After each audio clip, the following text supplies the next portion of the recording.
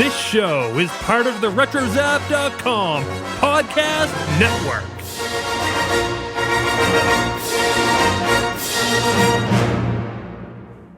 And action. This is what you can look forward to on episode 147, our continued countdown to Rogue One of Skywalking Through Neverland. Just say that your introduction to K2SO is very, it would be a memorable moment. So you tweeted, will there be a Rogue One holiday special? Isn't that the question on everyone's mind? You can't bear to look, and yet you have to look. This is a rebellion, isn't it? I rebel. Richard, after this, I'm going to go open my Jyn Erso fucking... Ladies and gentlemen, boys and girls. Hello, Skywalkers. Listen. Up to Neverland.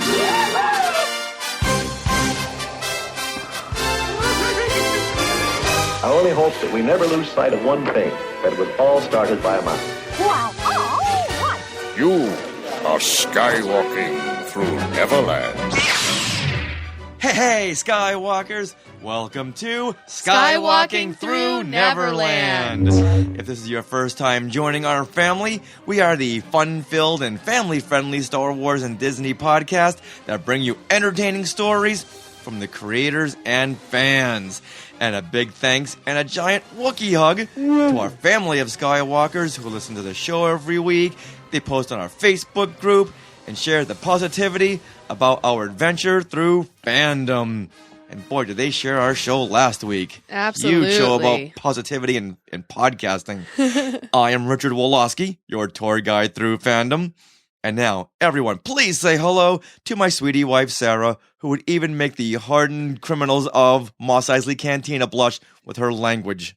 Oh, what? Are you bringing up last week? I am bringing up last week, and what you had said, even Walrus Man was going, no, my delicate ears. Well, it wasn't on the podcast, but it was on the Periscope, if you guys managed to see that. Oh, my goodness. Yes. Now, this is your chance to make amends. Oh, it is. And I want to say hello to our Star Wars and Disney family who is watching on Periscope right now. And we have our Facebook walkers over here who are also chatting there as well. We've got Adam O'Brien on Facebook. Hey, he Adam. just said g'day. Good day. We named them last week, but I don't think anything was definite. Face walkers? Toddy says she's scoping and walking right now. I love it. Yeah. I love it. Help us out here, people. What do you want to be called? I don't know. Skybookers. Skybookers says... Skybookers. Stein. Oh, that's Glenn Stein. Oh, Glenn Stein. Oh. Yes. Our Count Dooku friend. Face walkers. Face walkers. So now we are recording from Long Beach, California, where it is a very cold 50 degrees outside and 62 degrees inside on December the 7th, 2016. Now we need to check in for the time. Uh-oh. It's 10:14. Good morning. Oh, she said good morning. Last week she didn't say good morning. No, she didn't, because I had already touched, her. So, Okay. yeah, she only does that like once per morning, afternoon, evening. So if any of you out there have an Apple Watch, you can get that same, what do you call it, download? Well, watch face? it's one of the watch faces that comes with the Apple Watch. So you have Minnie, and then she can change her dress color, and then you also have Mickey in the same like customizable watch face. It's fun. Wow. But what I really want is Tinkerbell. I had an Apple Watch once. Yeah, and then you weren't using it. So I stole it. All right, moving right along. People want to know what's coming up on this big jam-packed episode of Skywalking Through Neverland. Yes, they do. Well, we have Tricia Barr, and she is here to tell us all about the Rogue One press junket up at Skywalker Ranch last weekend. The footage, the stars, the swag, the teasing. Oh my gosh. Yeah, we have it all. Yeah, she shared so much. Now, on Monday, December 5th, did everyone see the Spaceship Earth at Epcot transform before our very eyes into the Death Star? Oh my goodness. Disney Parks blog did a live stream of their Rogue One event, and it blew us away. My question is, why didn't they do this sooner? Right, but okay, so they need to do this every night. Just have the Death Star come, and then what really what really topped it off was the fact that the Death Star did a blast. Like, what is that called? A turbo laser. Yeah. It did its turbo laser thing, and it was amazing. Oh my gosh. I can't imagine being live there. So cool. Yeah. So in case you didn't see this, we will give you a rundown of what Star Wars attractions are coming to the Disney parks in Florida this year and next. We also have Star Wars on TV, Shout-outs, a Skywalker of the Week, and Things we want to share. Things we want to share.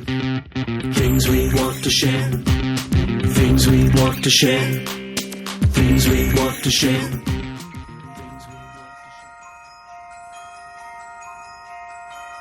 Oh, my stars, I've never been so busy before. It seems Christmas arrives sooner each year.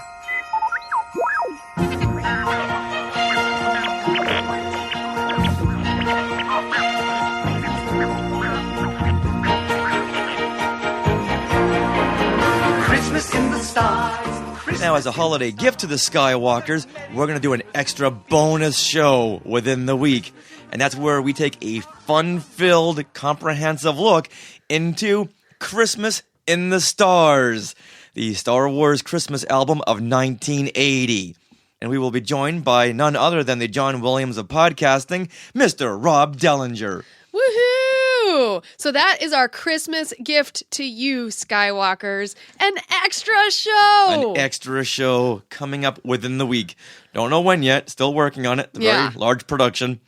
But for those of you who have not ever heard this Christmas album, it's fantastic. And it's a story of R2 and 3PO coming into Santa's workshop and really telling the robotic elves and the droids what's going on, what Christmas is all about. It's a really, really fun concept novelty album, once again, of 1980. And if you hadn't heard it for a while, this will be a good, fun look back on that album by Miko. Mm-hmm.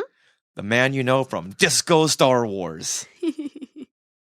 All right. So looking forward to that, but also revealed yesterday on December 6th by Meghan Trainor were the 2017 Grammy nominations. And you know what?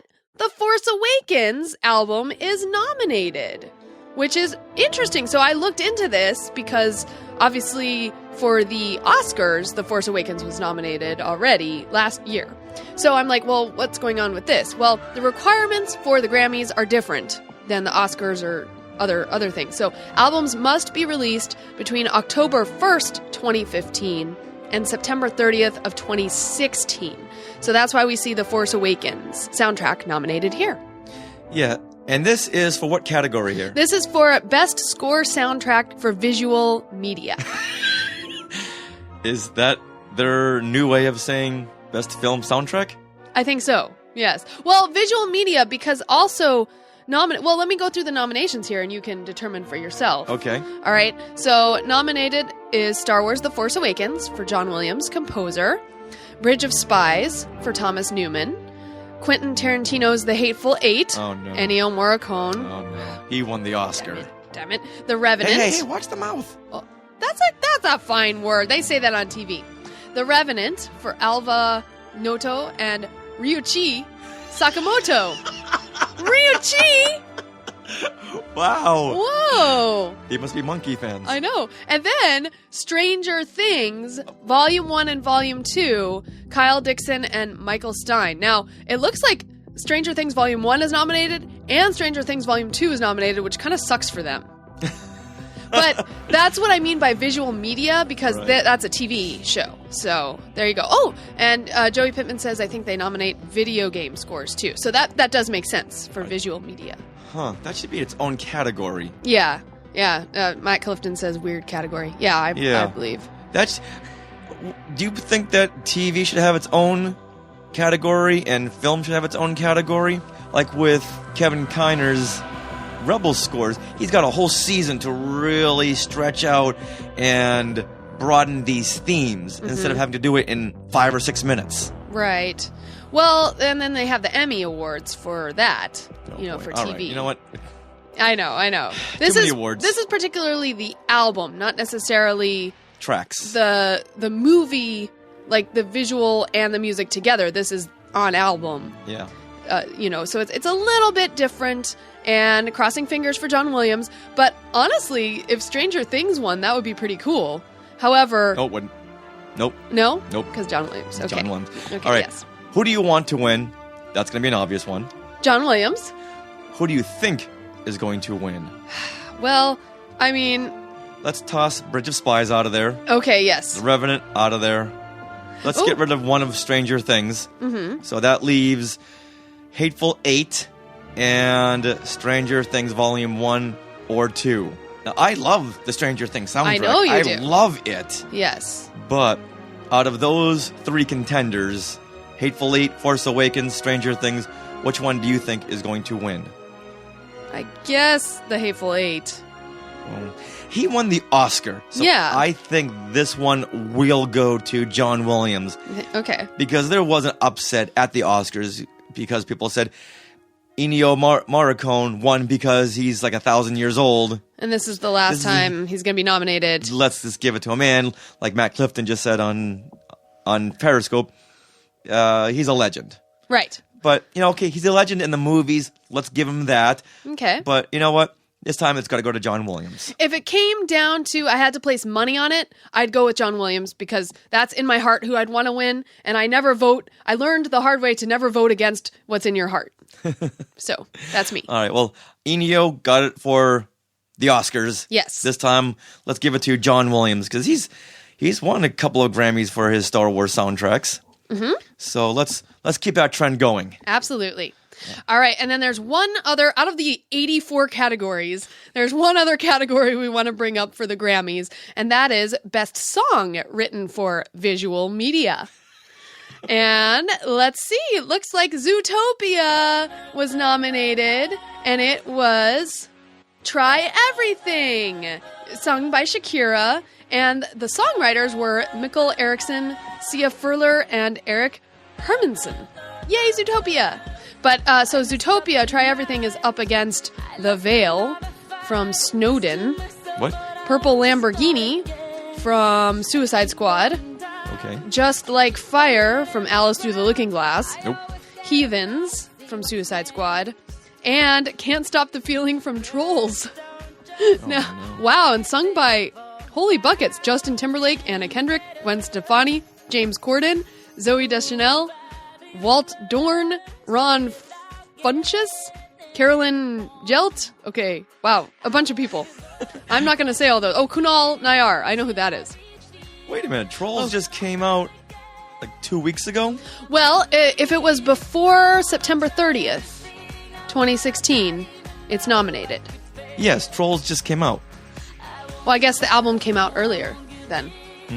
Yeah. Okay. Yeah. Oh, so, and Matt Clifton is asking, where's Moana? Well, that came out in November. So it's after the cutoff date. So Moana will probably be nominated next year. I'm kind of second guessing this whole Trolls thing. Well, who do you think is going to win? Or do we not know enough about these, really? Yeah, let's just call it We hope that Zootopia. Try Everything wins. Woohoo, Zootopia. All right. But to find out who wins, you guys, you have to tune in live to the Grammy Awards, which will take place on February 12th, 2017. Now, following our tradition here on our Star Wars and Disney podcast, we want to share this, the classic Portuguese Christmas song, Riu Chi, as sung by the Monkees.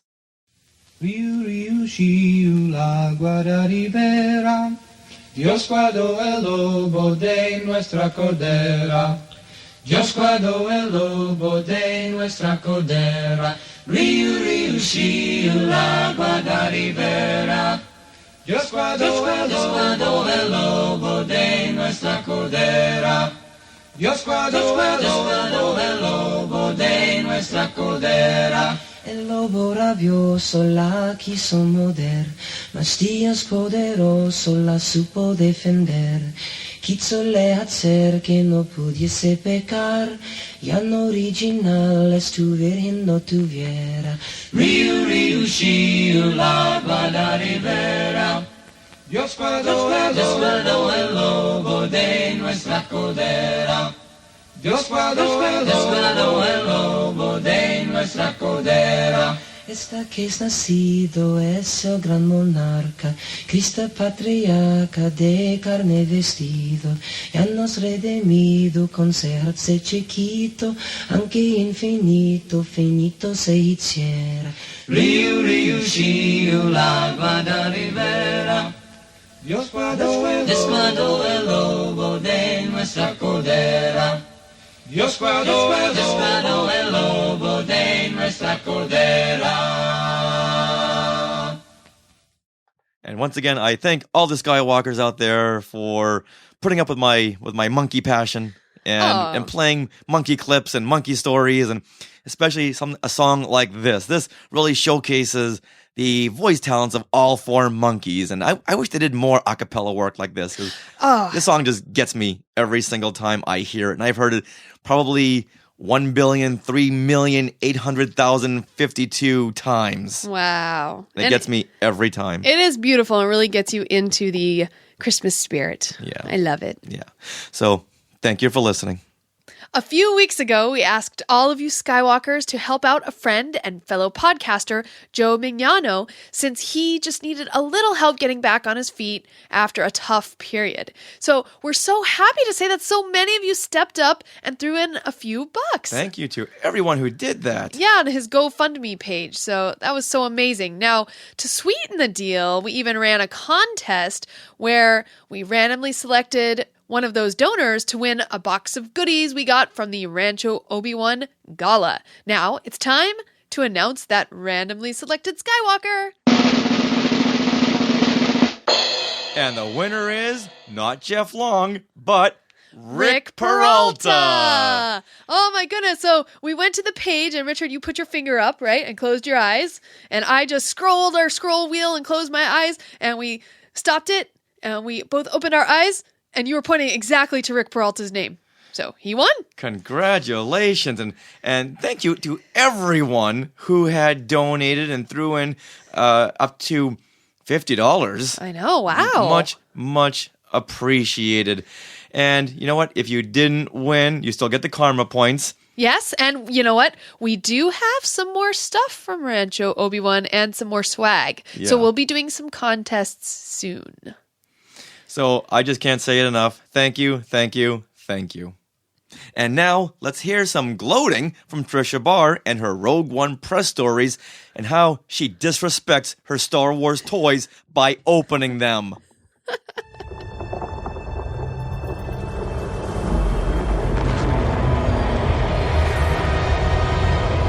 On December 16th. The odds are too great. We need to surrender. The most powerful weapon. They've no idea we're coming.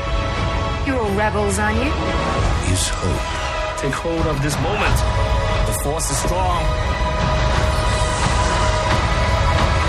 Rogue One, a Star Wars story. Rated PG-13. In our continued countdown to Rogue One, a Star Wars story, we will hear about the press conference held last weekend of December 3rd and 4th at Skywalker Ranch. Lucky for us, our good friend and my Fangirls Going Rogue co-host, Tricia Barr, was there. But now she's here to gloat and tell us all about it. Hey, Tricia.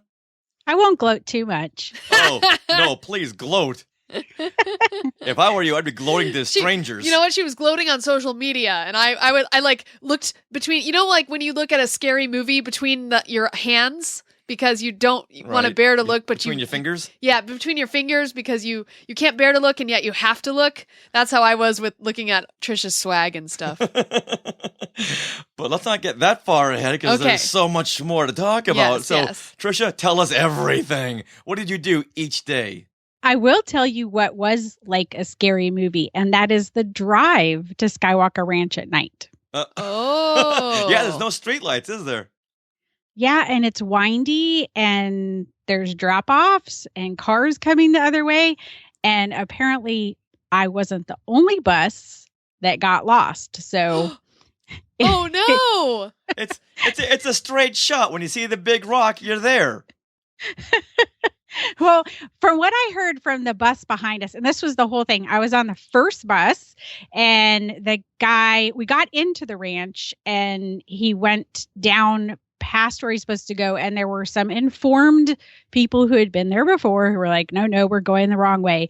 But they wouldn't let us out. We backed up all the way back up the hill, past the ranch house, and then went the right way over to the screening studio. So that was kind of like, oh, are we going to make this up this hill without crunching lights? Because there's all these beautiful lights that are, low lit and everything. And so we're thinking, oh, the other bus is going to catch us. But they apparently didn't even make the turn. Oh. They were on the road giving directions to the driver because God bless Google Maps. And this was on Saturday, right? And you went to a Skywalker Ranch on Saturday. Yeah, they had 3 days of press. So the film people had been out, like film bloggers and maybe the major entertainment coverage places had been out Friday night and seen the same 28 minutes. So it was and then it was global press. So we had a lot of international press, people from all over the world on our buses. As a matter of fact, I sat next to a gentleman from Canada. And then a lot of more pop culture bloggers, and maybe I think there were probably some mommy bloggers. I know there were mommy bloggers in the event, the overall event. So, and then on Saturday they were doing all the interviews in the Fairmont Hotel, which is a beautiful hotel. You get your workout, you get your leg workout, walking up and down around San Francisco by the cable cars, and they were doing all sorts of coverage. So I kind of meandered through the hall, seeing if I could look in through any doors, act like you know what you're doing. Yep. And carry a clipboard. That's the way to do it. Yep.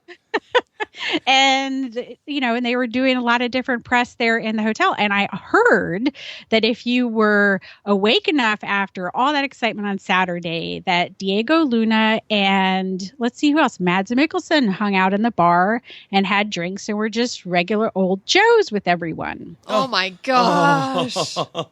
How could that be? I mean, Mads Mikkelsen's pretty recognizable for Hannibal, but there's still a lot of people who don't know his name. He's not a Harrison Ford here, but he is over in Europe, and Diego Luna definitely in Mexico and I think Latin America in general. He's pretty much a big name. So, they will be household names. I'm sure Diego Luna is like the happiest guy ever to do Star Wars. Yeah, this is their last chance to sit at a bar without everyone knowing them, because next week, that's all going to change. Yeah. Absolutely. Oh, my goodness. Now, there were 3 days, because I saw the live stream on Twitter on Friday. Live stream on Friday was they went to Twitter. They did a Twitter press event, and they also did a Facebook press event at the Facebook campus. And I was actually on the plane during the Twitter event, so they wouldn't let that kind of streaming through on, so I didn't get to watch that. Although I did watch the tweets, which were kind of funny because there was some problem with the mics. and I tweeted, I said, what happens to every podcaster, right, is right in your biggest thing. Your mics don't work, or you record something that you didn't intend for people to hear. So, yep. Yeah, Sarah. Remember last week? Yes.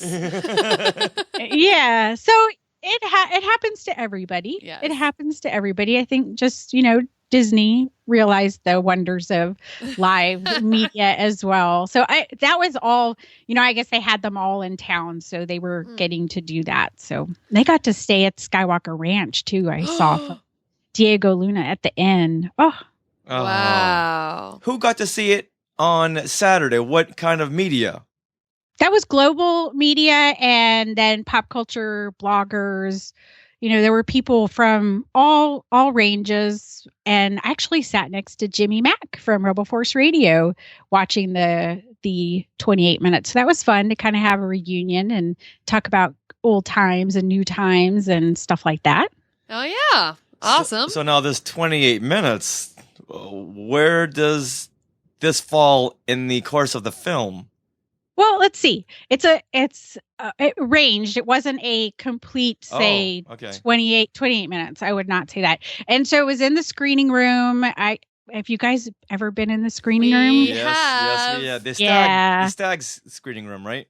Yes. So we didn't see anything. We didn't screen anything in the screening room, but we've been in there. That's the screening room with the 2 Palpatine statues on either side of the screen. Yes. And I knew Jimmy Mack said there's George Lucas's chair somewhere in here. And we were with a group of people, and the gentleman 2 over from me was in the chair that George Lucas sits in the middle, the sweet spot. So I was 2 away from the sweet spot. I felt pretty good about that. Gareth Edwards walked in, did a little hello, hey. He was kind of like, I really want to show everybody my movie. I'm ready. I'm ready to do this. And he seems like a really, really nice guy. And, he mentioned that, George Lucas had a seat in the room, and that's when we realized where it was, and because we had tried very hard to get close to it. And then, he did his little introduction, and Chris Agaropoulos said, don't spoil the movie, but share your enthusiasm. And then basically what rolled out was the beginning, the opening of the movie, probably somewhere between 10 and 12 minutes, I would think.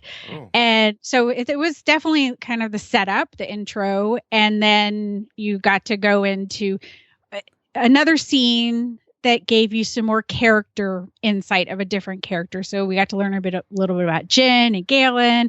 Then we learned a little bit about who Cassian was, which I'm not going to spoil anything, but I will say that what occurred shocked me. So that was not in a bad way. It was kind of exciting once I realized it. And there are some really cool Easter eggs for, yeah. So I tell you, Richard, there were gasps in the screening room for some of these Easter eggs. So just hold on to your popcorn the first time you see it, because it was like the whole room was kind of like, and then there were definitely nods to all the movies. I felt like there were people talking about everything from the prequel trilogies to the original trilogy, but definitely some really overt Easter eggs that were fun.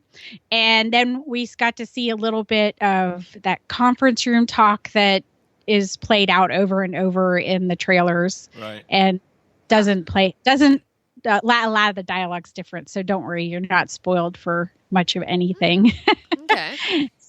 And I would say this is definitely the reshoots and work, where they were tightening things up. And then we got to see a little bit more, just kind of a montage of special effects, a space battle, X-Wings, stuff like that. Now, you saw the intro where they didn't do the crawl. Do you know what they replaced the crawl with? Did you see that? There's no crawl. Right. But you figured they would have to do something in place of the crawl to make fans go, okay, you know what? This is just as good. I can run with this. I can hang with this. Yeah. So what do you think of when you think of Star Wars movies? If you were to think about them, how do they start other than the crawl before that? Start in outer space. Well, they start they start with a silence, and then the big Star Wars. Oh, before that. Wait a minute. Does it start with a long time ago in a galaxy far, far away? Yeah, you've got that. I don't think that's spoiling anything. Silence. Yeah. I will say that Sarah is going to be really excited for the opening moment. Did you hear Michael Giacchino's theme?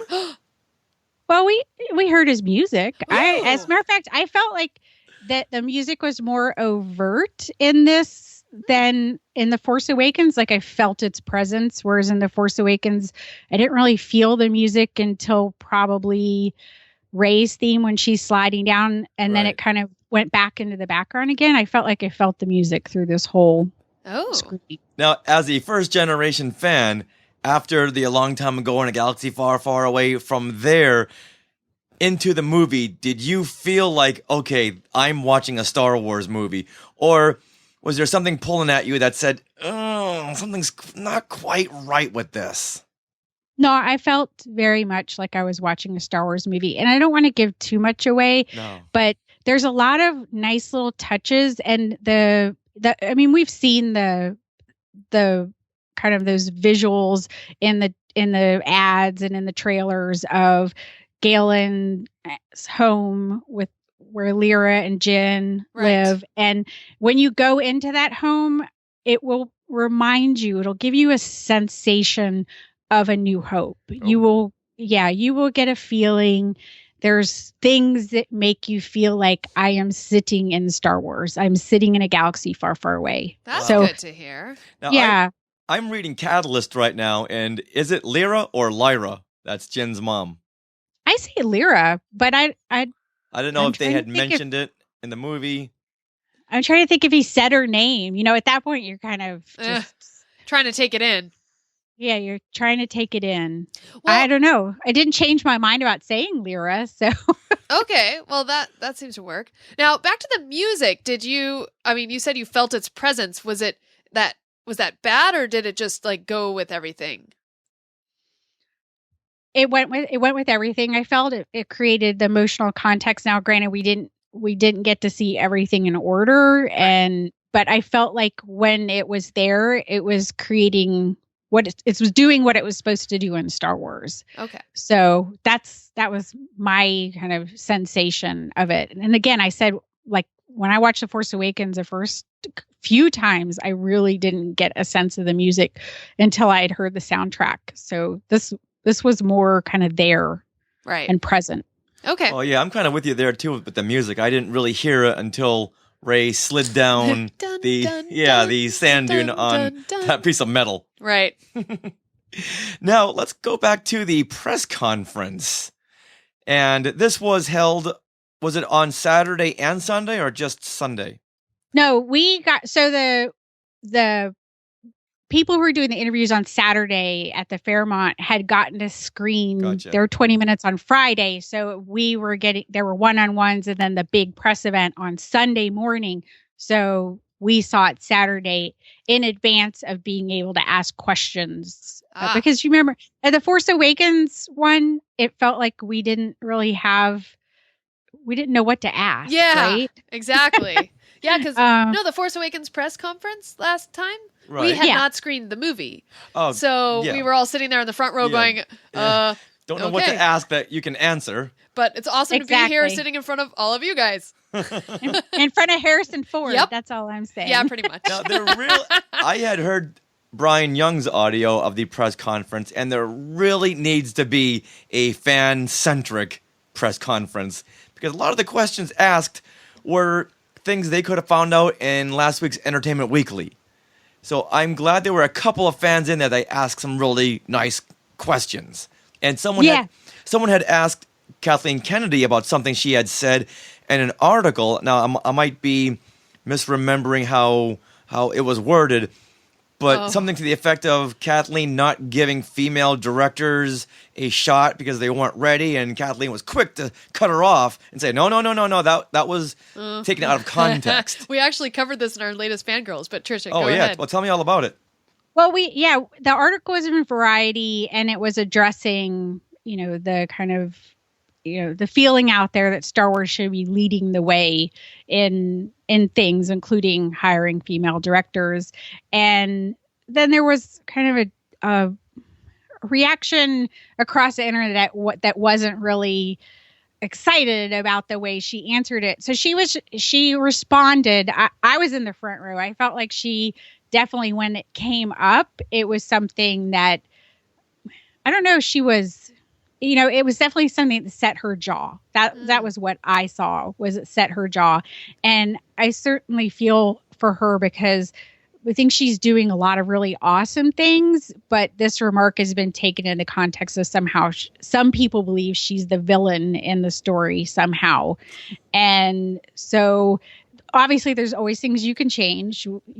Sarah, that from what we talk about a lot on Fangirls Going Rogue and what I'm passionate about, but she felt like she needed to correct the record of what she's trying to do and what she's really trying to do. And so they were asked what female directors she's spoken to, and she said there's many talented female directors out there, and she's spoken to most of them. And she's not going to give names. I don't blame her for not giving names. Oh, yeah. And it's more a matter of who's prepared. And I also felt like perhaps she was defending, and it may just be because it happens to be occurring while the Rogue One press is underway, that she might feel like Gareth is taking a little bit of a hit on this, and as a person. And So, there's two streams happening, and I felt almost a little bit like she was defending Gareth. And I don't think that the people are necessarily anti-Gareth. It's just, and he seems like he's very passionate doing what he wants to do. There's just a strong belief from people who would like to see Star Wars lead the way. And I think she believes she is doing that, and she is doing a lot of good things. And so, it's kind of one of these things where it's like, remember back in the day with George Lucas, he would take the hit for everything. Yeah. So I think she's kind of feeling that right now a little bit. And we don't know. She could have taken women directors up the chain, and they could have kicked them back. So it's hard to say what she's done and what you're allowed to say as a person that might, offend your bosses if you say out loud too. Right. So they're villainizing her because she's not. They took one of her quotes out of context. She was saying, Kathleen Kennedy was saying to someone that she was trying to groom a female director or female directors to one day direct a Star Wars movie, and people were getting all upset because they were thinking, well, why don't you have to groom male directors? Why are you grooming just females? Yeah. And it's like, well, she takes under her wing any director who's directing a Star Wars movie. She's going to groom anyone. Yeah. I mean, exactly. You can't have someone like Gareth Edwards who just had directed one big budget movie and go, okay, you're ready for this. Right. No, that's not the way it works. She and Bob Iger are going to be standing over them, not hovering, but just to make sure everything is going right. And I think that's what happened with Josh Trank. They were standing over and realized, oh, wait a minute, we made a big mistake here. And this guy he just can't be groomed because he's got a temper. He's got an ego. So we don't want to get into a situation where we're on a big Star Wars film and he's just messing everything up. And when tabloid stories hit, forget it. I mean, look how much negative publicity came because of the reshoots. Imagine being on set during principal photography and having all this drama. So they dodged a huge bullet when he all of a sudden got sick. Yeah, it's just I feel like the women who are on her story group are certainly express their opinions. They don't have any problem expressing their opinions publicly. And sometimes people think, well, that's a stopgap that'll make everything work. But, Kathleen Kennedy is one woman, and we definitely need to address Disney as a corporation when looking at their creators and not kind of vilify a single person for not getting it done. I understand how that can be. I can understand how you could put your hopes on, well, there's a woman in there and she'll make changes. But essentially, this is like Star Wars is like the Titanic. It's running its course. So when you start course correcting, it's going to take a while. I loved how at the very end she said, in the end, we just want to hire the best people. Men, women, doesn't matter what race they are, whatever. We just want to hire the best people. And let's get to a point where we're not talking about whether or not they're a male or a female. And wow, I can't wait until that finally happens. Yeah, it'll get there. I mean, we know that Ava DuVernay actually was one of the people who looked at The Force Awakens. And I also appreciate the fact that for a lot of people looking from a diversity perspective, a lot of times the answer is, we're looking to that point where we don't have to have a conversation, but we still are having a conversation. So, that's where it's kind of hard because it's certainly hard for her to be on this side of the fence, having always been on the film side of the fence, and see how a lot of the reaction is out of frustration, not necessarily at her, but just the industry in general. But she's become the focal point for a lot of frustration with Hollywood. All right. Well, I want to take us to this press conference because we never said, Tricia, can you tell us who was all there? Yeah, there was Gareth Edwards, Kathleen Kennedy, sat on both panels. Okay. And then we had Diego Luna. Let's see. Oh, man. It was like everybody at once. Diego Luna and Donnie Yen and Felicity Jones came out in the second panel.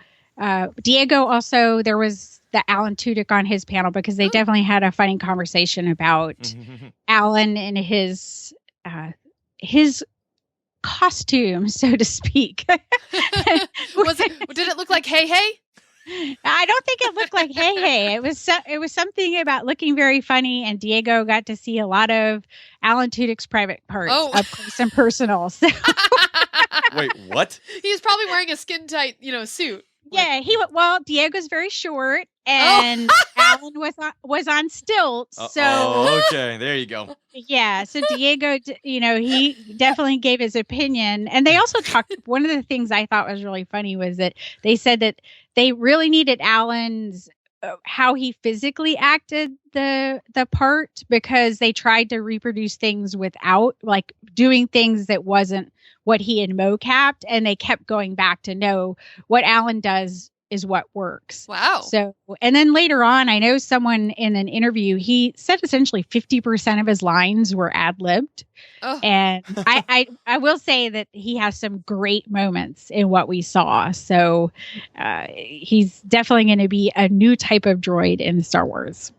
If he's in a clip that I'm watching on TV, on a talk show or a commercial, if I see K2SO, I will immediately turn it off, because I don't want to hear anything else that he says until I see the movie. Because he's really funny. Yeah, you just want it to breathe in the movie. I want to hear it in context. I don't want to go, oh, this is when they're going to say this line. Yeah. And then it never is as never funny. pays off the way it does when you don't know it's coming.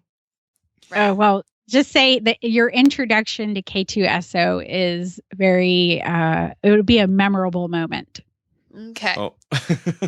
Nice. I'm excited. Wow. So what was like the most surprising thing you learned at this press junket? Well, one of the fun things was Alan Tudyk, courtesy of Alan Tudyk. They had food for everybody, and all the press, they get in their room and hospitality suite, and they start reporting and rating and doing their thing. And there was a salad bar line, and I happened to get up and get in the salad bar line, and Alan Tudyk just pops into the line right in front of me, and he's telling his they have handlers, and telling, well, just get that and that and that and that out of the bowls, what he wanted specifically. She's like, no, it's okay. I'll get it. He's like, well, I'm just telling you, just get that. He's just a guy doing his thing. And he just wants a certain, and he didn't, I think she probably wanted to go back and tell him. And he was like, well, it's much more easy if I just walk out and do that. And then later on, when they were giving tours of Lucasfilm, we were going into the ILM section, and in through the door walks John Knoll, who is, the man with the idea of Rogue One, which is kind of fun. So we're like, oh, hey, look, it's John Knoll. And the guy giving the tour is like, yeah, that happens all the time here. So, someone will walk through that door. So that was fun. Wow.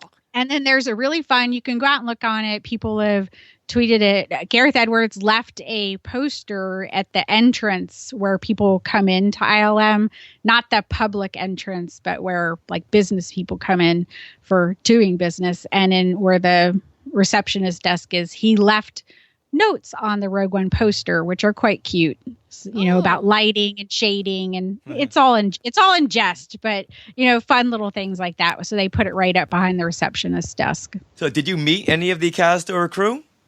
I did get to say hi to Diego Luna, which just my heart is complete. Oh, how tall is he? Like, is he kind of small or? He's short. Okay. Like, what about? I know we're about the same height, so how tall? He's probably a couple inches taller than you. He's more along the height of my dad. That's what I felt like. Felicity's very short. Oh, okay. And so she's 5'1" or 5'2". Wow. And she's tiny. Yeah. So when you see them stand, I'm sure they kind of cast to, part of it was so they didn't have someone hovering over her in scenes, or they didn't have to put her on stilts or whatever. So he definitely, and on top of that, it was really, Diego was kind of the highlight of all the conversations. So that was fun. And, they had a lot of merchandise out that was there for people to see. Clothes, those $500 Cassian Andor Jack Columbia jackets, which are really cool to touch, but but not to buy. It'll never be that cold in LA or in Florida. So we're all good. Were you touching it while he was wearing it? No, unfortunately, no. But would say there was a lot of good vibe from people that were there, a lot of excited people, but then there was a mixture of, like you said, Richard, where there were a lot of people there who weren't necessarily into Star Wars, and they definitely, need to be able to have a way to kind of speak to the people who don't know anything. I still have people coming up to me at work are like, "There's a Star Wars movie. You were out of town because there's a Star Wars movie." I'm like, "Yeah, there's a Star." I don't know how you could watch TV and not know there wasn't a Star Wars. Drive down a freeway or go to any store without knowing there's a Star Wars movie just around the corner. Yeah, exactly. Well, you know what? Now we were all at the global press event for The Force Awakens last year. I think that was a year ago today. I think so. December the 6th. Getting chills. Well, how was the excitement level and everything? Like, how did they compare the two events?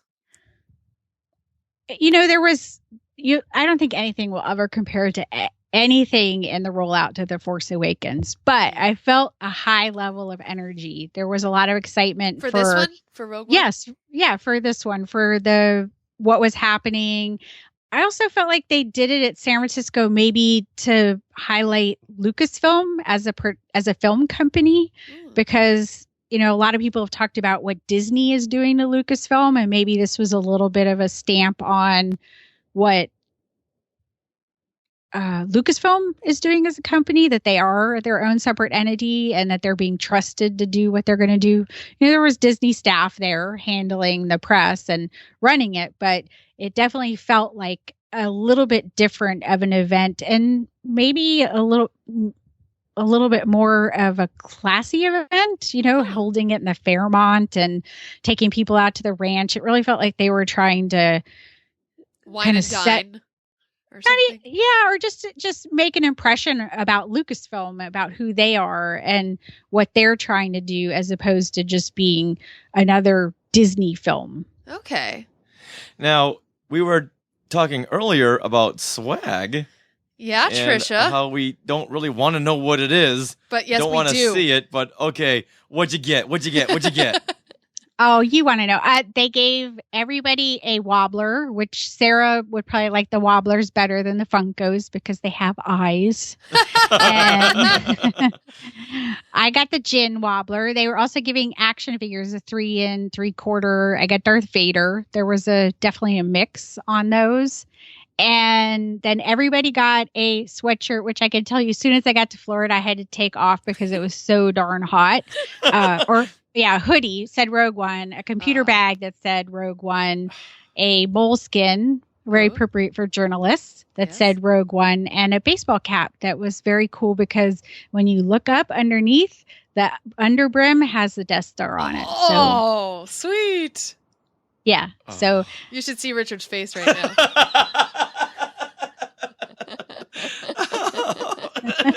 Are you crying? It's green. It's a little green. Wait a minute. What's that green tinge over there? Aww. This is envy. It's not jealousy. Oh. Oh my goodness. And I'm sure there are so many of those press who this is just another press conference to them, so they're going to throw this stuff in the back of their closet. Well, the funny thing was when they told us they were giving us the swag, I was so excited. And there were people who were literally wanting to know if Disney was going to give them the money to pay for the extra cargo to go back home on their flight. So, yeah. What? I know. So that's when you're like, oh, come on, people. Wow. So, yeah, there's definitely a different mix. And it was even like the gentleman I was sitting next to, he covers all sorts of just everything in entertainment. And he talked about, talking to Madonna and all these famous people that he interviews all the time. And he's obviously met a lot of famous people, but he did say, he was like, oh, what, he was asking me about journalism and who I worked for. And I said, well, honestly, I'm a fan reporter. So, and he's like, oh, and he goes, yeah, they're letting more of those in these days. Yes, it's true. Yes. They're the ones who ask the right questions. Right. So, there was definitely a mix. I still get in though. in there and I'm a little intimidated just with the process of how they work. But I feel like every time I go, you learn a little, because Lucas Eagle, he was really good at flagging. He was sitting next to me and he was getting the people to look at him and give him that mic. So I just learning, you just got to learn how to do it and how to get attention and how to get people to notice you. So it's all part of the process. So I felt like it was another learning experience. All right. Well, Tricia, we saw that you went to the Lucasfilm store. Yes. And you got some really cool stuff. Can you tell us what you got? Do I want to hear this? Yes, yeah, you're okay. It's not stuff that I don't think it's stuff you would be envious. Oh, Richard, I did get at the Skywalker store a Millennium Falcon Fire Brigade patch for that. They are no longer making it with the Millennium Falcon on it, so it will be a collector's item. Are you green? Well, you know what? I'm more red because whenever Sarah and I go there, we're always like 3 minutes late.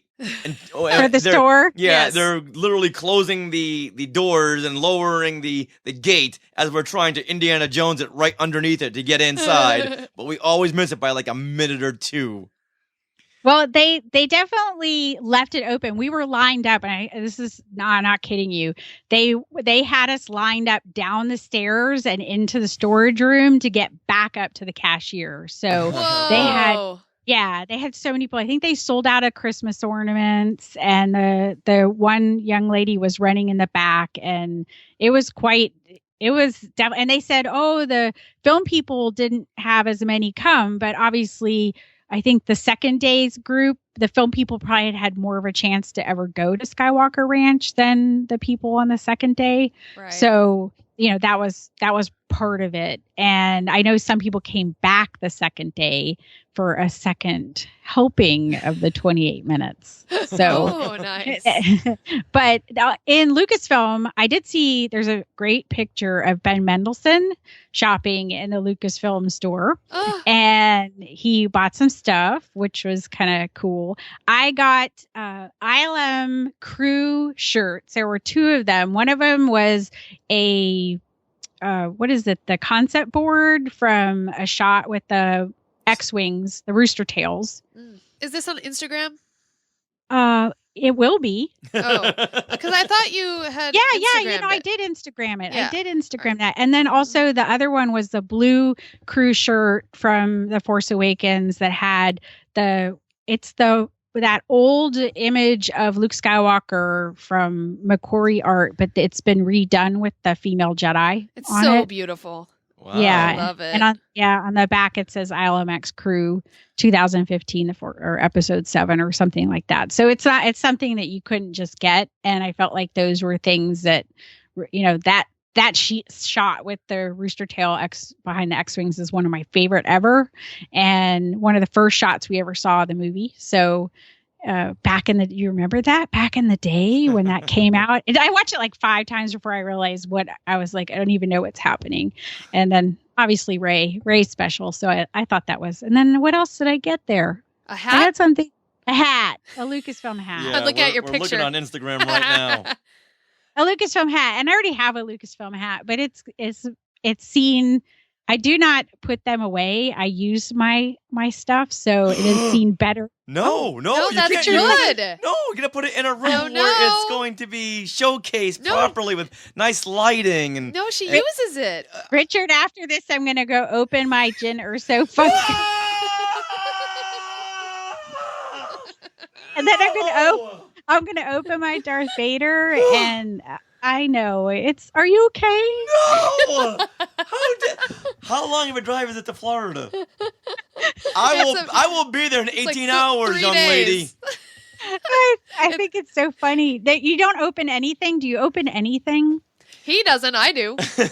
Well, now we only buy things that we can use. Yeah. Things that are functional, things for the kitchen. Unless we're given cool swag. Yeah, exactly. Yeah. There was something really cool that I didn't get at Skywalker Ranch that I kind of regret not getting. They have a lightsaber umbrella. I got one. They're with the flashlight on the end. Oh, no.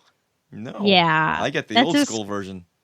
Yeah, that's the Skywalker Ranch branded version. Ooh. It's like an LED flashlight. So I had a gentleman who wanted to show that one off. And I was like, well, that's really cool, but I'm not getting back in that line. Yeah. Wow. All right. I can't take any more of this. All right, I'm Tricia, sorry. if people want to reach out to you. I'm going to go open. Yeah.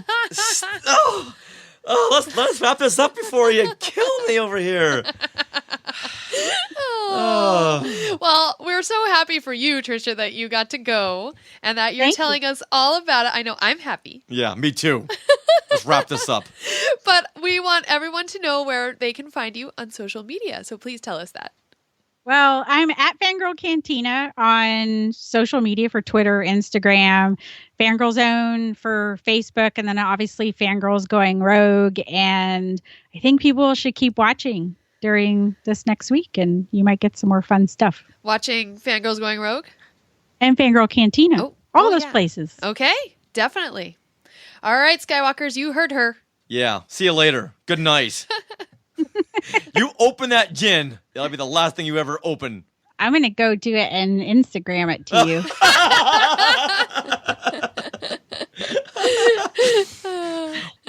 All right. Well, thank you for staying up so late with us, Tricia.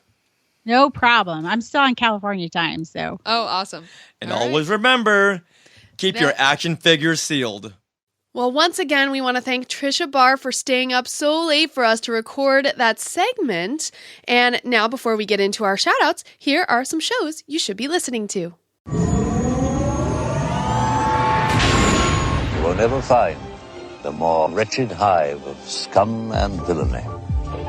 We must be cautious. Hey guys, my name's Tirso, and I'm the host here at the Beltway Banthas podcast, a Star Wars podcast based in the hive of scum and villainy in our very own galaxy, Washington, D.C. Here at Beltway Banthas, we attempt to bridge the gap between our crazy world and the galaxy far, far away that we all know and love.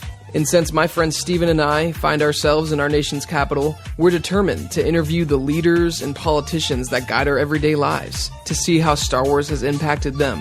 Thank you, good night, and may the Force be with you.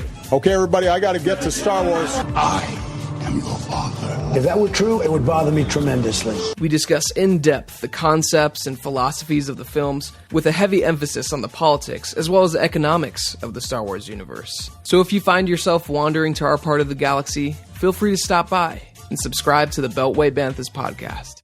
A long time ago, in a country far, far away. Well, how far is too far? That's right, out here in Australia, we also cover fandom on a podcast called AusFans Radio Network, where you can come and enjoy some news about Star Wars, Star Trek, and much, much more. And don't forget to have a laugh. That's right, we don't take ourselves too seriously here at AusFans Radio, but at the same time, we come in with all the great news that you want to hear from new movies, new books, comics, merchandise, that's right, all those collectible things that you love to see, all the toys and more, that's right. And we cover Mad Max, Battlestar Galactica, and music. If you're into guitars, this is the place for you. All here, AusFansRadioNetwork.podbean.com. Shout-outs, Skywalker shout-outs. Which Skywalkers get props from here in Neverland? Who was tweeted out? Shout-out. Who was photobombed? Shout-out. Who was shared a post? Shout-out. So Christopher Marino, he tweeted a Skywalker selfie of him walking across a bridge in Sydney, Australia, with the Sydney Opera House right behind him. And he tweeted, "I didn't run, but I did walk 14 miles across the bridge." Holy buckets, 14 miles. He said his feet were a little sore. So, Skywalkers, we want to see your holiday Skywalker selfies. Ooh. What are you doing right now? Are you wrapping presents? Are you trimming the tree while you listen? Are you doing some shopping? Are you driving to do some shopping? We want to see your Skywalker selfies. So, take your phone out and go click, click, click. And then you tweet at us at SkywalkingPod, your Skywalker selfie. Okay? Yay! I love that idea. I know. Holiday Skywalker selfies. Yay. Put on a festive hat. Yay. We just want to see those. We love that. Everyone's doing their Skywalker selfies. It's awesome. Yeah. Or Mrs. Reb W says while cleaning the kitchen. Absolutely. Hey, Mrs. Reb W, you want to Want to come on over? Hey, I've been keeping our kitchen very clean. Yes, you have. Thank you, Mrs. Rep W. Getting me in trouble. Thank you. Hey, look, more shout-outs. Look, more shout-outs. Oh, look at that. All right, here we go. Well, on Friday, Rogue One, their press did a live tweet where you could tweet in a question, and then, the Rogue One actors or people in charge would answer. Now, Richard, I was not around, but you figured out how to tweet your question. I don't know how I figured that out, but I figured out how to tweet. You did. You figured out how to tweet your questions. Very good. I've shown you like 10 times, but then you figured it out again. Oh, way more than that. So you tweeted, will there be a Rogue One holiday special? Isn't that the question on everyone's mind? Right? I love that. That's a cute question. Now, unfortunately, because you figured out how to tweet about 8 minutes before it was going to end, your question didn't get answered. No. But Star Wars Reporter at SW Reporter on Twitter thought it was the best question ever. So yeah, I thought that was cute that you tried to tweet, and I wasn't there to help you. But you did it. Yeah, I did. That's all that matters. I tried, and I succeeded in doing it. Absolutely. All right, so our Facebook group is one of the happiest, friendliest, and drama-free places on the internet, and that is primarily because of you, our Skywalkers. So, with all that Rogue One excitement and the holidays, everyone is sharing and celebrating their fandom there, and it's so exciting to see everyone commenting. Like, there's so many comments on each thing. It's hard to keep up, but we love it. We love that you guys do that. And Richard and I try to read and respond to every single post, and we love seeing that. So, Skywalkers, if you want to join our Facebook group and haven't already, please request to join. You have to search Facebook for Skywalking Through Neverland Facebook group. And once you search that, you can request to join. And then please send us a message either through Twitter or through Facebook or wherever and say, hey, I'm a listener, I'd like to join. You have to do that second step in order for us to click OK and accept your invite. All right? Because we want to keep this a friendly, happy place with no weird spammers or anything like that. All right? Now we have one more thing to shout out. We got a Christmas card! And it's from the Mandervillians. Aww. And it's so cute. It's got little zebras holding little candy canes with little hats on them, little elf hats. Yeah, just like us. And it says from the Mandervillians. Aww. It actually does say the Mandervillians. David, Luann, and Emmy. Oh. Emmy must be their puppy or kitty because I see a little paw in there. Paw print. Yes. So thank you very much, Mandervillians. Yay! I love that last name. Now, with that, let's announce this week's Skywalker of the Week. Ken Tarleton, Ken Tarleton, Ken Tarleton, Ken Tarleton, Ken Tarleton. Well, congratulations to Ken Tarleton for becoming Skywalker of the Week. Well, Sarah, if someone wants to become Skywalker of the Week, what would they do? They just need to tweet or post on Facebook or share the show in some way that is happy. Not just retweet, but like say something about the show that they like or anything like that. And we will see that. And you may be on our list to become the Skywalker of the Week. Yeah, you can be on Santa's list or you can be on our list for becoming a Skywalker of the Week. It's not just Twitter, on Facebook too. Yes. When it's on Facebook, then I can see it. Oh, yes. And on Instagram, if you do that, too, I try to keep up there, too. All right. Now, once again, we got to thank Rob Dellinger for writing all of those jingles. And now, who is Rob Dellinger again? The John Williams of podcasting. And our very special guest on our exclusive bonus episode of Skywalking Through Neverland, where we break down Christmas in the Stars. Christmas in the Stars. Christmas in the Stars. And now, let's dive into Star Wars on TV with what I think is the funniest and best Rogue One clip of the week. So many references to Star Wars and Disney on TV shows from sitcoms to reality. Skywalking on TV. Skywalking on TV today. Now, Star Wars actors have never kept it a secret that their lines of dialogue were very hard to get out. In fact, Harrison Ford once told George Lucas, "You can type this, but you can't say it." I think he was referring to lines like this. Traveling through hyperspace ain't like dust and crops, boy. Without precise calculations, we'd fly right through a star or bounce too close to a supernova and that'd end your trip real quick, wouldn't it? Now, even Carrie Fisher had a hard time, especially with this line.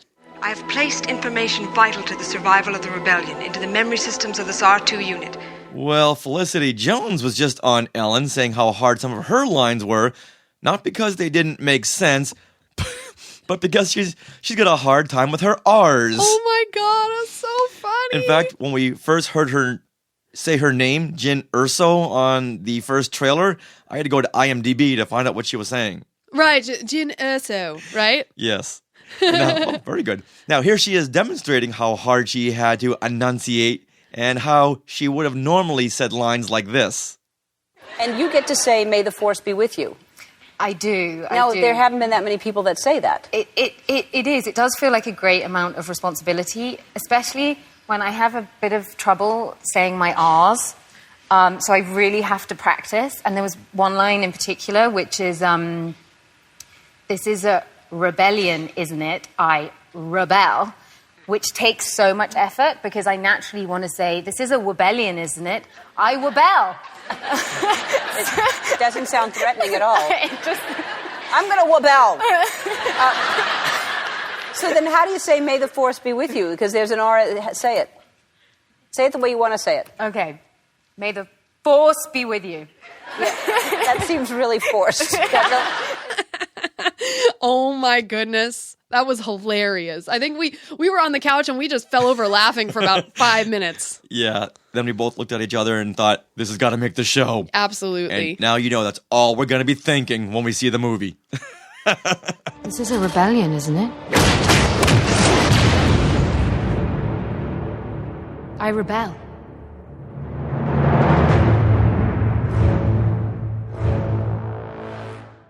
On the night of Monday, December 5th, Spaceship Earth at Epcot at Walt Disney World Resort in Florida transformed into the Empire's ultimate weapon, the Death Star.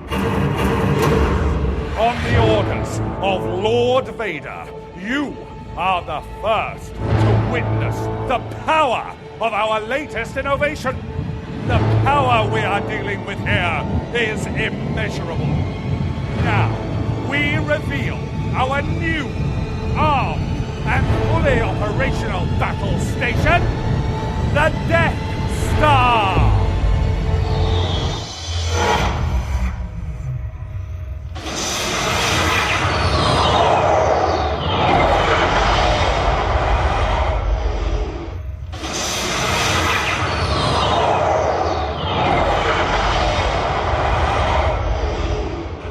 And their reason for doing this was to announce upcoming attractions, specifically Star Wars attractions. Now, when I first heard that we're going to do this, I thought, this is it. This is the announcement for Star Wars Land. Yeah, more interesting information into Star Wars Land. Nope, didn't happen. Nope. We've got other announcements. So Disney only let in 400 lucky people who were fast enough on their emails to email in and say, hey, I want to come to this event. But they also let in some press as well. And this Rogue One event was hosted by our very own friend of the show, Mark Daniel. It was a 25-minute event, and they had a lot to go through. And Mark had introduced Galen Erso himself, Mads Mikkelsen, who introed a clip that we hadn't seen before of Galen confronting Director Krennic. Yeah. And this was really awesome to see because I'm reading Catalyst. Yes. And so I got a lot of background on this scene. Nice. Like, okay, I know how this all relates. Oh, cool. So would you recommend reading Catalyst before you see the film? Oh, yeah. Just because when you watch this scene, it'll just mean so much because you'll know about the history and background of these two characters and how they relate with each other. Awesome. So fantastic. And then Mark introduced the show director and writer for Disney Creative Entertainment, Michael Roddy. That's right. Who had some very special announcements. Yes, so Death Troopers will join Star Wars A Galaxy Far, Far Away. So does that mean they're in the parks? That means they're going to join the stage show. Oh! So now all 8 films will be represented in the stage show, and there's going to be a Rogue One segment featuring the Death Troopers. And one of the most exciting things is that Star Wars A Galactic Spectacular will return on December 16th, which is, of course, the projection and fireworks show that happens at Disney Hollywood Studios. So we still have not seen that, sweetie, and I want to see that. Oh, I know. I would love to see that. And I'd seen a little bit on YouTube, and just watching it on the screen is like, wow, that must be so amazing in person. Yeah, live. And Launch Bay will be updated with real and recreated props and models from Rogue One, which I don't understand. Why not? Why? Why do we want to see the recreated props? Oh. You know, it's Disney. Can't you go into your archive warehouse and just pull a couple of rail props? You know what? I think we're a bit of a snobs about this. I think this is catering to, you know, just the average Star Wars fan, not the uber Star Wars fan. Right. I understand that too. Chickafan says they've seen some of them. So is it already in place? Rogue One props and models? Yes, they say. Oh, okay. Oh. So according to the Chickafence, Launch Bay is already updated. Now, Chickafence, do you know what is included? Because that wasn't announced. They just said props and recreated models or recreated props and models. Now, Star Tours will include more randomized journeys, so that means it's not just going to start on Jakku. Whereas here in Disneyland, they haven't started on Jakku for quite a while. Right. But I believe Jakku will still be there. Yeah, but now it's just going to be more shuffled. More shuffled, and they will include planets from Episode 8. Yeah, later on in the year, I'm guessing by like November. You mean of next year? Yeah, of 2017. We'll see planets from Episode 8. Wow. All right, well, good deal. Now, this one here is questionable. And let's this see next point? who is excited about this. Okay. This is the Star Wars guided tour, which is going to start on January 2nd. It's a 7-hour tour. Holy buckets, you guys. Now, this tour includes a Star Wars all-in-the-know tour guide. Okay. Oh boy. They better be all in the know. If we ever take this, they better know their stuff. Now, it also includes priority boarding on Star Tours. Which you don't necessarily need. No.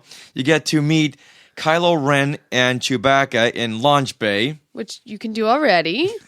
An insider's tour around Launch Bay. Okay. Screening of Star Wars Path of the Jedi. Which you can do regularly. And Star Wars themed menu items during dinner at Backlot Express. Now, I don't know if that's just on the tour or you can still just do that without the tour. And is that included in the price of admission, which we'll tell in a couple of seconds. Okay. Yeah. And then also it includes a spot in the Star Wars A Galactic Spectacular dessert party, which of course includes, you know, the themed sweets and beverages as well as reserved viewing. Now, this is a dessert party you can just do a la carte as well. Yeah. You know, you can just buy that without the tour. Yeah, so you do get the reserved seating for the Galactic Spectacular fireworks show, but as we found out, if you sit further back, you can see more. Well, this is a little bit different fireworks show now because of the projections. Right, that's right. Yes. Okay, so. And all that takes 7 hours. Yeah, exactly. All right, so this all costs $129. Per person. Per person. Now, if you do have kids between the age of 4 and 12, they do get to be included in the Jedi Training Trials of the Temple show. Which is cool. Which is cool, but for $129, 7 hours... You can already do most of this. You can do like 9/10 of this already. Yeah, just by yourself. And if you go on the off-season, you don't need priority seating for anything or get to the front of the line to meet Chewie and Kylo Ren. So you know what? This does make sense for like high summer, I suppose. Yeah. If you're a big Star Wars fan, you're getting there in the middle of July. All right, so it's more of a seasonal package. Yes. During the holidays, during high tourist season. And Mrs. Reb W brings up a very good point. Do you get to be the rebel spy? So if you do, that might be worth it, Richard. See, I don't want to become the rebel spy that way. I want to do it clearly and honestly, and I don't want to buy my way into being a rebel spy. I know you don't. Aw. Even if they did include it, I still wouldn't be chosen. Now, Michael Emke brings up a point. I'm sure there will be exclusive swag with it. Now, usually for tours, you do at least get a special pin and possibly some food, like usually a snack. At least at Disneyland, you get like a snack and a special pin. But that would not be enough to compel me to do this tour. So we'll have to see. We'll have to see if people start taking it. Adam Carolla made a very good point about these guided tours a while ago. If you're doing this in 7 hours and you have a tour guide, when he had a tour guide taking he and his family around for an exorbitant amount of money, when it came time to lunch, he kind of felt obligated to buy that tour guide lunch. So that package deal just increased in price by, a good amount, because lunch at Disney is not cheap. And then I know he was also talking about how the time frame was in his head. Yeah. It's like the kids wanted to go to the bathroom. He's like, no kids. We got to get on this. We got to get on this ride because our tour guide's with us right now. Yeah. There's a planner over there. Go, go, go, go, go. Yeah. Right. So I'd be very eager to hear from anyone who takes this, and we're not putting it down at all. We're just justifying in our head, and maybe we don't know all there is to know. Right. So if you are going to take this tour, please let us know. Absolutely. We'd love to get your opinions on that and possibly a conversation on our show. Yeah, and then we'll do an addendum to this critical announcement. Oh, yeah, Joe Pitty. That happened on Blackish. Yeah, that's right. We saw that show. Remember Blackish? They went to Walt Disney World right. and had the tour guide? Right. Oh. And the kids were getting to the front of the line. Yeah. And then they were spoiled for the rest of the time. Yeah, and then halfway through the tour guide said, "All right, time to go. Bye," and just walked away. Mm-hmm. Yeah, that wasn't a realistic depiction of these tour guides. Yeah. Now, this whole event last Monday ended with the big finale of the Spaceship Earth transforming into the Death Star. Which they did really awesomely with a video, and then also the Spaceship Earth itself, making it look like, someone was, right. bringing down the... Yeah, they had like a big, giant projection screen where they played clips from Star Wars, and they had the Imperials touching all the buttons and lowering the levers, and as they did that, the Spaceship Earth was slowly transforming into the Death Star. Now, I'd love to see where the projections came from. Because I'm sure it's all the way around that golf ball. Mm-hmm. So I'd love to see the making of that. And then where that laser blast came from. Yeah. Now, Dave Scale said he wasn't really that impressed with the projection because there wasn't that much detail in the Death Star. What did you think, Sarah? I could tell it was the Death Star. I can see why there couldn't be much detail because the Spaceship Earth itself is not a flat, smooth surface. And so you're just, by default, you're not going to get that. And actually, before the laser blast, I was a little underwhelmed, I think. Really? Okay. Yes, but then all of a sudden the laser blast came and that won me over. I was like, oh my God, yeah. It's amazing. Now, I went to go look at some close-ups, and you could see a lot of detail. But on the long shot, not so much. But you did have all the nooks and nannies and crannies and equators and meridians and all that kind of fun detail that made up the Death Star. So I think when you're there, it's going to look that much more impressive. Mm-hmm. And Michael Emke was there, apparently. It was awesome in person, he says. Of course, I'm sure and it he says the photos and the videos do not do it justice. See, that's what I'm thinking. Well, thank you, Michael, for letting us know that. But when you were there, when the turbo laser fired into the sky, how impressive was that? I didn't know that was coming. No. And oh my goodness. Oh my God. Yeah. My question is, what was it aiming for? Yeah. Wow. Well, if anyone there listens to our show, they'll know never to land on Alderaan, because if you do, that's what's going to happen. Mm-hmm. So we're talking to Michael on Facebook Live. Now, Michael, did they say how long the transformation was going to last? Is it going to be the Death Star for just the promotional leg of Rogue One, maybe up until January? Or was it just that night? Just that night.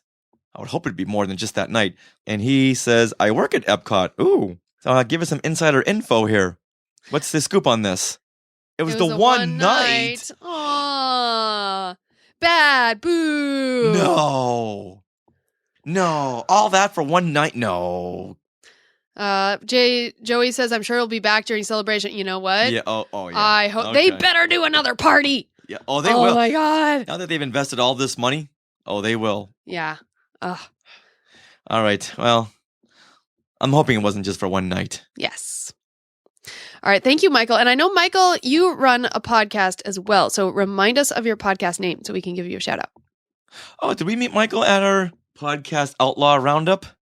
Now, Michael Emke, he runs Weeby Geeks and Mighty Marvel Geeks and Wookiee Radio. So check out those podcasts. Yeah. So thank you, Michael, for the up-to-the-minute details on the Death Star at Epcot.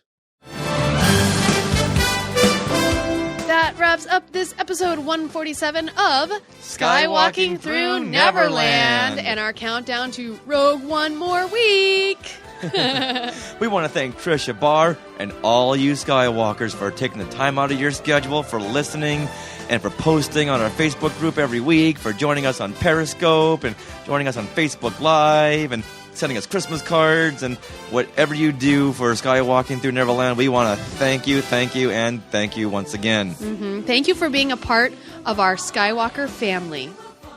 Now be sure to listen in for our bonus gift show within the next 7 days, Skywalkers. That's where we're going to break down Christmas in the stars with the John Williams of podcasting, Rob Dellinger. So much fun. And speaking of Rob Dellinger, we have a podcast soundtrack that Rob Dellinger himself has composed and released on all digital platforms. So head over to iTunes or CD Baby or any other digital location and search for Skywalking Through Neverland. Awesome Jingle Mix Volume 1. And you know what? If you're still scrambling for a Christmas gift on December 25th in the morning, well, you can just click to download, and it downloads right there. Oh my gosh, it's amazing. Just that easy. Right? Now, speaking of amazing, RetroZap.com, they've got a lot of amazing podcasts for you to listen to. Including Brews and Blasters. Techno Retro Dads, which I think we beat them in playing Riu Chi this year. Uh-oh. I think so, because they were doing a Florence Henderson episode. Tribute episode? Tribute. Okay, good. Yeah. This is a little contest. I don't think they even know that we're running with them. No, it's true.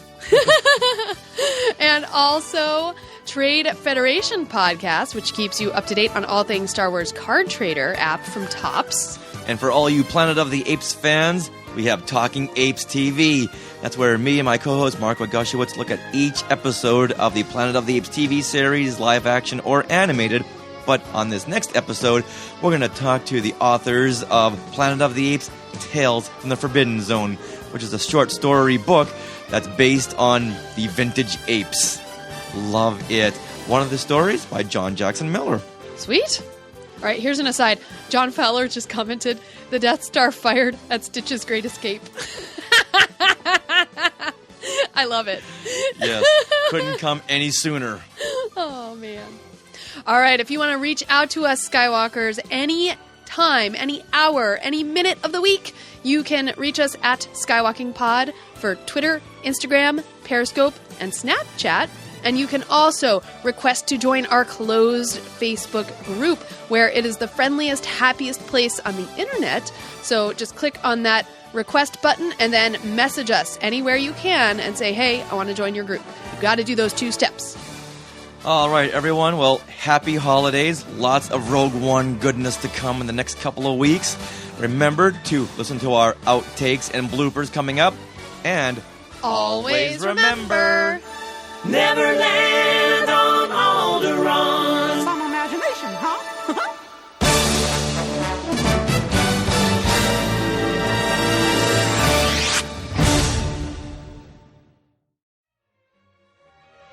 To our Skywalkers and Tweetwalkers, thanks for listening. Skywalking Through Neverland is created and produced by Richard and Sarah Woloski. Original music by Rob Dellinger. Creative consultant Mark Agushewitz. Technical advisor Peter Heitman.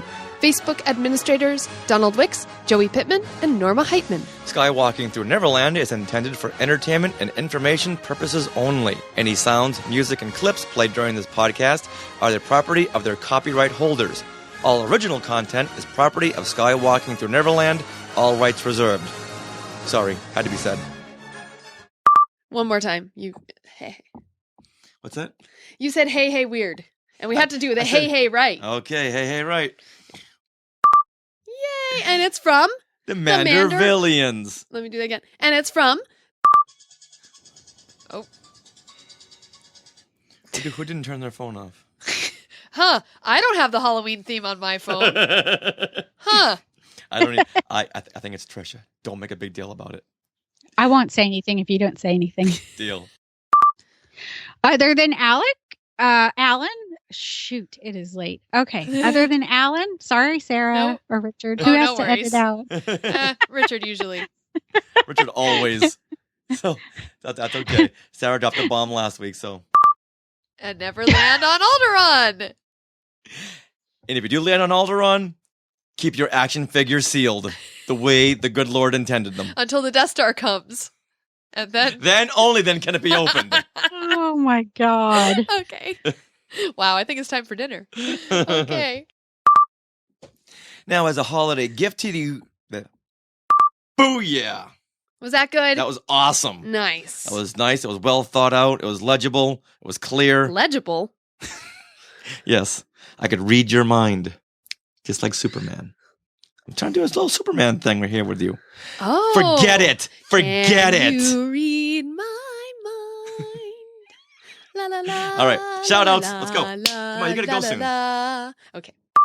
Now, Sarah, if someone in the future wants to become Skywalker of the Week, what should they do?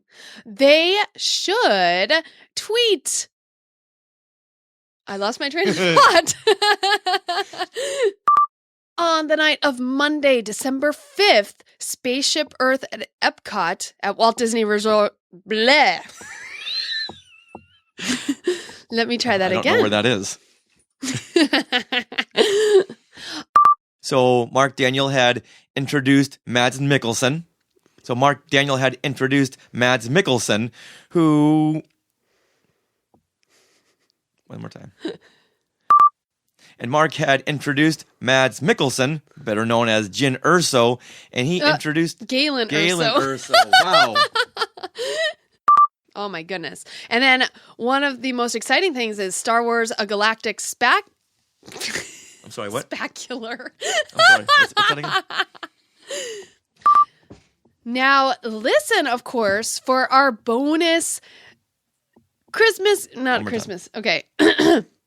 Now, be sure to. Yay! All right. And there we have it. How long was that? 52 minutes. Oh, we had a lot of bathroom breaks in there. Yeah. Hey. What? I didn't say anything. So, am I stopping this? Yes.